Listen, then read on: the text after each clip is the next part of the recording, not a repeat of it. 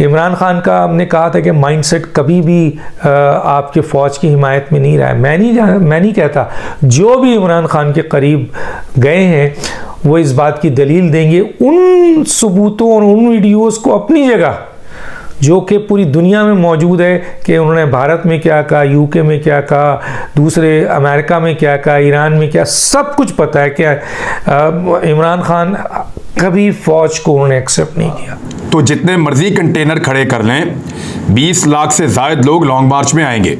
बहुत मुबारक हो तब्दीली के सारे सहूलतकारों को, बहुत मुबारक हो रजीम चेंज ऑपरेशन के जितने भी किरदार थे उन सबको भी। जिसे कहते हैं ना कि इमरान खान साहब डायरेक्टली इनडायरेक्टली फौज को टारगेट कर रहे हैं। दोस्तों, आज के एपिसोड में इमरान खान का चमचा उसके लिए बढ़ चढ़कर प्रोपेगेंडा फैला रहा है और बाकी दोनों पत्रकार बता रहे हैं कि इमरान खान कैसे अपनी फौज की मारने में लगा है। तो चलते हैं दोस्तों वीडियो की तरफ।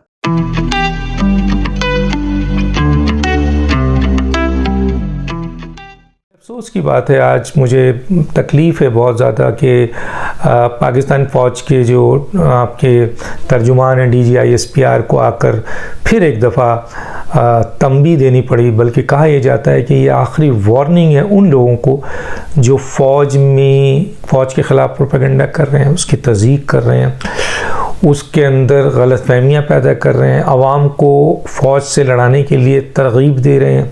बहरहाल, तो उस ज़माने से लेकर आज तक फ़ौज की तज़यीक़ हो रही है। अब तो ये है कि इतना बढ़ गया है कि जी मीडिया पर्सन भी जो हैं वो धमकियां दे रहे हैं फ़ौज को, तड़ियां दे रहे हैं फ़ौज को। आप एंकर हैं या आप मीडिया पर्सन हैं या आप सहाफ़ी हैं या आप एनालिस्ट हैं या आप तज़िया निगार हैं, आपने अपने आप को एक पार्टी बना लिया है। आपने इमरान खान साहब का लिबादा ओढ़ के, जिस तरह इमरान खान मजमे में जानवर अब फिर जानवर कह रहे हैं, और इसी तरह शेख रशीद धमकियां दे रहा है, फवाद चौधरी धमकी दे रहे हैं, तो ये एनालिस्ट, तजिया निगार, एंकर पर्सन ये भी धमकियां दे रहे हैं, ये भी फ़ौज को आंखें दिखा रहे हैं, ये भी फ़ौज की पूरे इदारे को तजलील कर रहे हैं, तज़यीक़ कर रहे हैं और बड़ी बड़ी बातें कर रहे हैं और धमकियां दे रहे हैं कि कर सकते हो तो कुछ कर लो। मतलब इस तरह की सूरत हाल पैदा कर दी गई है।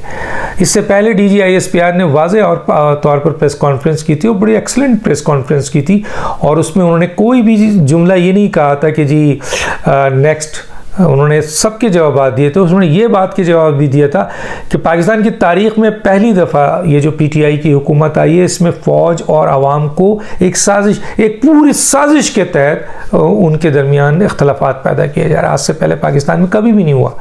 इमरान खान का हमने कहा था कि माइंडसेट कभी भी आपके फ़ौज की हिमायत में नहीं रहा है। मैं नहीं कहता, जो भी इमरान खान के करीब गए हैं वो इस बात की दलील देंगे उन सबूतों और उन वीडियोस को अपनी जगह, जो कि पूरी दुनिया में मौजूद है, कि उन्होंने भारत में क्या कहा, यूके में क्या कहा, दूसरे अमेरिका में क्या कहा, ईरान में क्या, सब कुछ पता है। क्या इमरान खान कभी फ़ौज को उन्होंने एक्सेप्ट नहीं किया।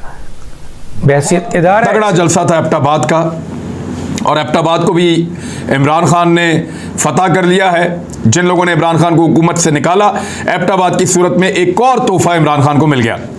एबटाबाद जो है मानसेरा, यहाँ पे हज़ारा डिवीजन इसको कहते हैं, और यहाँ पे PMLN बहुत मजबूत रही है, ख़ास तौर पे उस वक्त के बाद जब नवाज शरीफ ने अपनी बेटी मरियम नवाज़ की शादी यहाँ के एक फ़ौजी कैप्टन रिटायर्ड सफदर के साथ की थी। और कैप्टन सफदर के साथ मरियम साहिबा की शादी होने के बाद यहाँ के लोगों ने कहा कि क्योंकि नवाज शरीफ ने हमारे साथ एक रिश्ता कायम किया है, इस किस्म की बातचीत की गई और हमें बेटी दी है, लिहाजा हम नवाज शरीफ की जो है उसकी वफादारी करेंगे और उसको वोट दिया करेंगे। अब सुने इमरान खान साहब ने इस जलसा में कहा क्या, कुछ इंपॉर्टेंट चीज़ें वो आपके साथ शेयर करता हूँ। इमरान खान ने कहा कि जब 20 तारीख के बाद इस्लामाबाद के लिए मैं अपनी कौम को कॉल दूंगा तो जितने मर्जी कंटेनर खड़े कर लें, 20 लाख से ज़ायद लोग लॉन्ग मार्च में आएंगे। आज मुखालिफिन लोगों का ये जम्मे गफीर देख लें, लोग कभी भी इंपोर्टेड हुकूमत को तस्लीम करने को तैयार नहीं हैं। मैंने हमेशा अमेरिकी जंग की मुखालफत की, उन्होंने वही सारी बातें दोहराई कि अपने लोगों की कुर्बानी मैं अमेरिका की ख्वाहिश के लिए नहीं दे सकता, जैसा कि मुशर्रफ ने किया था। शहबाज शरीफ ने कहा कि हम बेकारी हैं, हम अमेरिका की गुलामी करनी चाहिए। अमेरिकी चेरी ब्लॉसम जैसा वज़ीर आज़म चाहते थे, उन्हें शहबाज शरीफ की सूरत में मिल गया। एक बात मैंने गौर की है कि डेवलपमेंट है पाकिस्तान में, और वो ये है कि पाकिस्तान की जो इंटर सर्विसेज पब्लिक रिलेशन है, उसके जो डायरेक्टर जनरल है डीजी जनरल बाबर इफ्तिखार, उन्होंने बड़ा क्लियरली कहा है कि आर्मी की जो लीडरशिप है उसे पॉलिटिकल डिस्कोर्स में ड्रैग ना करें। अब ये एक बहुत बड़ी प्रॉब्लम पाकिस्तान में बन गई है, और वो ये है कि इमरान खान साहब की जब से छुट्टी हुई है, इमरान खान साहब क्योंकि अपनी बैठकों में बैठ के, ड्राइंग रूम में बैठ के, सियासतदान लोगों में बैठ के, और इवन के ओपनली भी कह के ये कहते हैं कि हमारे फौज के साथ ताल्लुकात खराब हुए तो हमें जो है वो हम फारिग हुए हैं। अब आपको पता है कि फवाद चौधरी साहब जो हैं, उन्होंने ये कहा था कि अगर हमारे आर्मी से अच्छे ताल्लुकात होते तो हम पावर में ही रहते। क्यों? सो बेसिकली फौज एक एक चीज को देख रही है, समझ रही है, और फौज ने अपने आप को जो न्यूट्रल किया है, पहली बात है उनको इमरान खान साहब की जो मदद थी वो भी नहीं करनी चाहिए थी, जो उन्होंने माजी में की। चलो जो हुआ जैसे हुआ, ये एक गलती हो गई, उसको अंडू उन्होंने कर दिया। देखा कि इमरान खान साहब जो हैं वो डिलीवर नहीं कर पाए, उनसे चीजें नहीं चली, तो एक डेमोक्रेटिक तब्दीली आई है। ये इमरान खान साहब की गलती है। अगर क्या ये फौज का काम था या DGISI का काम है कि इमरान खान के नंबर पार्लियामेंट में पूरे करने?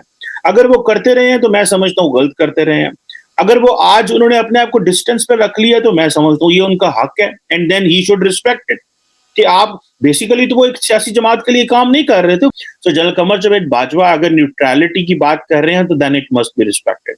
द रीजन बिहाइंड इज कि फौज के पास और बहुत सारे चैलेंजेस हैं। फौज के पास अफगानिस्तान का चैलेंज है, बलूचिस्तान का चैलेंज है, कश्मीर का चैलेंज है, इंटरनल बलोच मिलिटेंसी उठ खड़ी हुई है दोबारा, ये बहुत सारी चीजें। सो सारा टाइम फौज को इंगेज करके रखा हुआ है, मैनेज करके रखा हुआ है। और इमरान खान साहब की ये जो कॉन्स्पिरेसी की जो लॉजिक है वो खुद ही उन्होंने थोड़े दिन पहले जो है वो बस्ट कर दी। उन्होंने कहा जी कि मुझे तो पिछले साल जुलाई में पता चल गया था, मेरी हुकूमत फारिग करने लगे हैं, तो मैंने फैज उमीद साहब को DGISI को रखना चाहता था एज ए DGISI, ताकि वो सियासी जमातों को मेरे खिलाफ प्लानिंग न करने देते। भाई ये क्या बात हुई? This is not his job, ताकि वो सियासी जमातों को मेरे खिलाफ प्लानिंग न करने दें, और मैं इसलिए उनको रखना चाह रहा था। वो मेरी हुकूमत के, हालांकि ISI का काम तो जो है वो एक्सटर्नल जो है वो मामलात को देखने हैं, ये इंटेलिजेंस ब्यूरो का काम है कि वो इंटरनल मामलात को देखते हैं। अब ये जो है वो नेशनल पॉलिटिक्स के अंदर आपकी कितनी कैपेसिटी है, आप कितना नेविगेट कर सकते हैं, आप किस तरह की पार्टनरशिप डेवलप कर सकते हैं। और ये जो हाइब्रिड रजीम आपने बना था, the hybrid regime was for the stability of the nation and for the country. The hybrid regime was not for the PTI। दोस्तों, देखा आपने कि पाकिस्तानी फौज अपने ही लगाई आग में कैसे थोड़ा थोड़ा कर जल रही है। इमरान रियाज 100-200 पत्रकार पाकिस्तान में और हो जाएं तो इसको कोई नहीं बचा सकता। वीडियो देखने के लिए बहुत बहुत धन्यवाद। अब मिलते हैं अगले वीडियो में।